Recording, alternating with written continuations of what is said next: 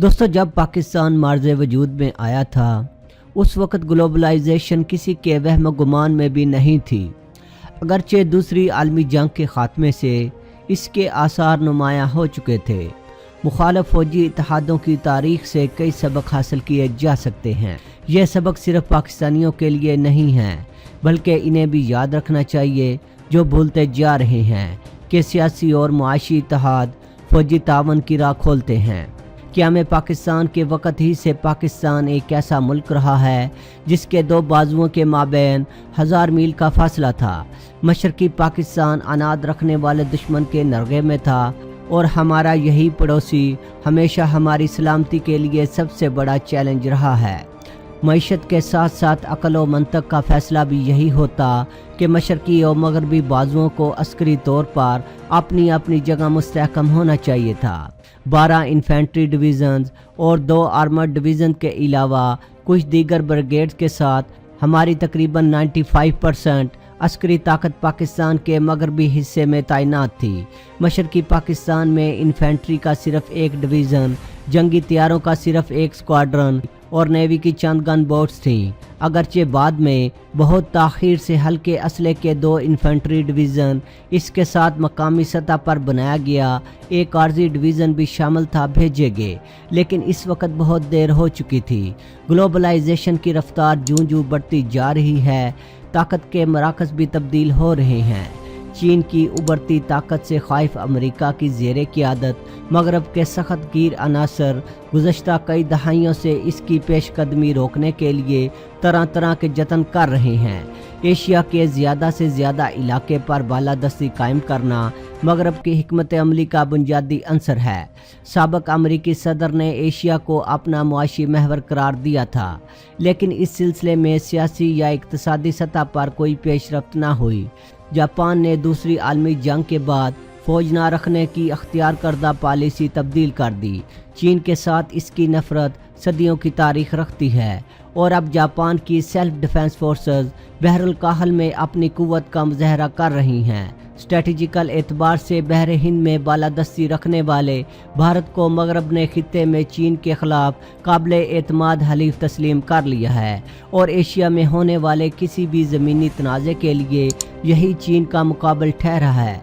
Askari माहिरीन Asia Pacific में चीन के ख़िलाफ़ बनने वाले महाज के लिए नई मिलिट्री तावन का नाम देते हैं।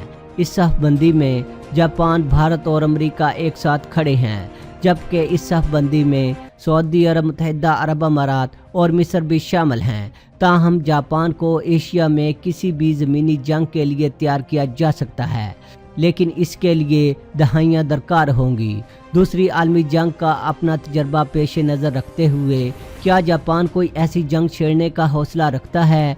अमेरिका और जापान बहरुल काहल में चीन को काबू कर सकते हैं, जबकि अमेरिका और भारत मुश्तरका तौर पर बहर हिंद में इसके आगे बंद बांध सकते हैं। सन 1904 में मारूफ बरतानवी जोग्राफिया दान H.J. मैकेंडर ने तारीख़ का जोग्राफियाई महवर का तस्वर पेश किया था, जिसके मुताबिक यूरेशियन खित्ते में ताकत के मराकज़ कायम होना थे। मैकेंडर की बात दुरुस्त साबित होने में 100 बरस लगे। अमेरिका को एशिया में लड़ी जाने वाली जंगों में भारी नुकसान उठाना पड़ा। इसी तरह एशिया की मरकज़ी सरजमीन पर जापान के साथ भी एक माजी है। अपनी ताकतवर बहरिया के साथ वो भारत को ज़मीनी मुकाबले में चीन के काबिल करना चाहता है। ये अंदाज़े फ़िक्र हमें सन 1971 से कबल और बाद की पाकिस्तानी हिकमत अमली को याद दिलाता है। एशिया में कदम जमाती हुई दीगर ताकतों को देखा जाए तो ये हिकमत अमली हकीकत के मुनाफी महसूस होती है। निक्सन ने सन 1970 की दहाई में सोवियत यूनियन के साथ चीन के इख्तलाफात का फ़ायदा उठाते हुए चीनियों को मगरब में रसाई दी। वक़्त बदल चुका है। ऐन मुमकिन है कि बहरुल काहल में सफ़ आरा होने वालों को मैदान जंग में चीन और रूस के मुश्तरका जवाब का सामना करना पड़े। अमेरिका का त्यारा बरदार बहरी बेड़ा इतना ताकतवर है कि किसी भी ज़मीनी जंग पर बराह रास्त असरअंदाज हो सकता है, लेकिन क्या एशिया की बड़ी सरजमीन पर समंदर में होने वाली ये साफबंदी कोई असर दिखा पाएगी। सिर्फ फ़ज़ाई क़ुव्वत से जंगें नहीं जीती जाती, इसके लिए मैदान में फ़ौज उतारना ही पड़ती है, नहीं तो ये बड़े बहरी बेड़े सिर्फ लग्जरी क्रूज़ ही साबित होते हैं। माहिरीन के मुताबिक ताकत के मराकज़ यूरेशियन सरजमीन की तरफ बढ़ रहे हैं। गो के चीन और रूस इस खित्ते की सबसे बड़ी ताकतें हैं, लेकिन इसके बावजूद इन्हें इस वसी और अरीज़ इलाके में बालादस्ती हासिल नहीं हुई। यह सिर्फ इसी वक्त मुमकिन है जब यहाँ सड़कों और रेल पटड़ियों के जाल बिछाने के लिए मुश्तरका काविशें की जाएं। इस वजह से वन बेल्ट वन रोड का तस्वर सी पैक जिसका हिस्सा है, इंतहाई अहमियत का हामिल है। एक नया वर्ल्ड आर्डर बनाने के लिए यूरेशिया मरकज़ साबित होगा, जिसमें ममालिक और मुख्तलिफ क़ुव्वतों के गैर मामूली इत्तेहाद तश्कील पाएंगे। पाकिस्तान भी इसमें शामिल होगा। मगरब से मशरक़ की जानब जाते हुए बहिरा अरब से वस्ती एशिया तक इस खित्ते की अहमियत यह है कि रूस और चीन और पाकिस्तान के बगैर इस खित्ते में अमन कायम नहीं हो सकता। हमारे हिकमतकारों को अब कुछ बड़े मंजरनामों की जानब भी देखना होगा। इसके अलावा हमें मुख्तलिफ ममालिक और क़ुव्वतों के माबैन बनने वाले राब्तों में मस्बत किरदार अदा करना होगा।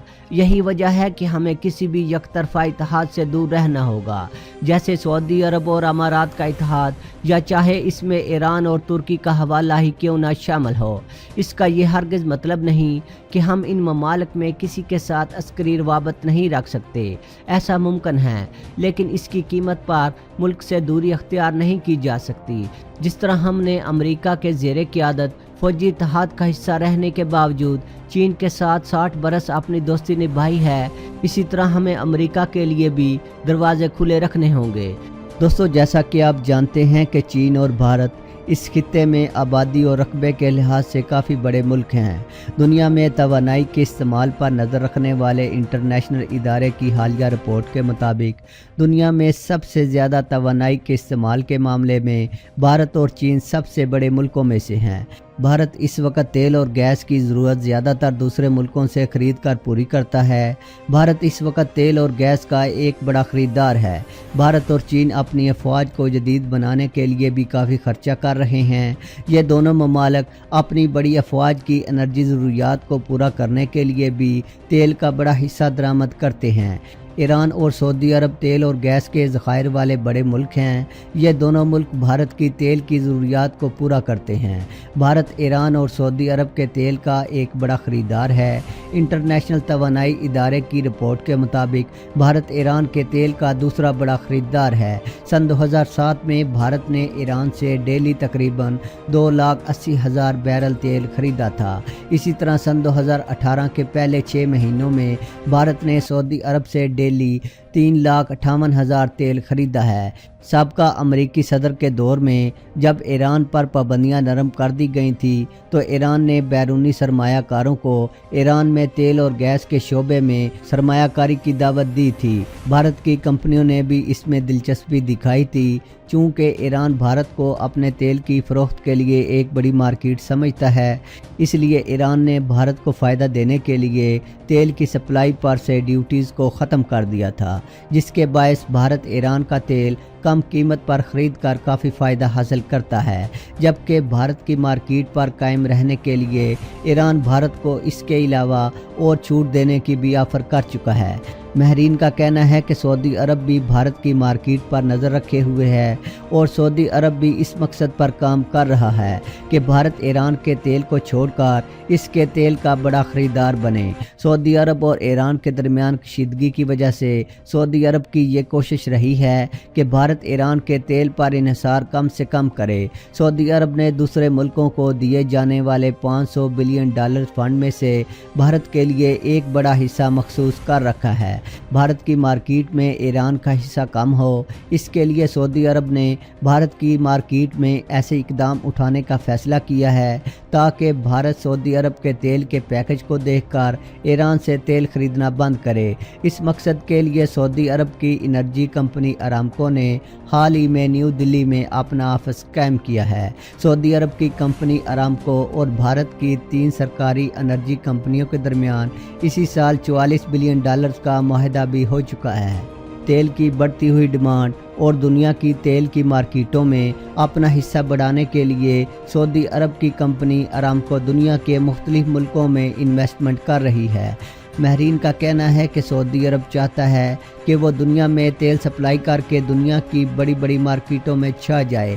اس کے علاوہ امریکہ کی حالیہ پابندیوں کے باعث دنیا میں تیل کی کمی کو پورا کیا جا سکے۔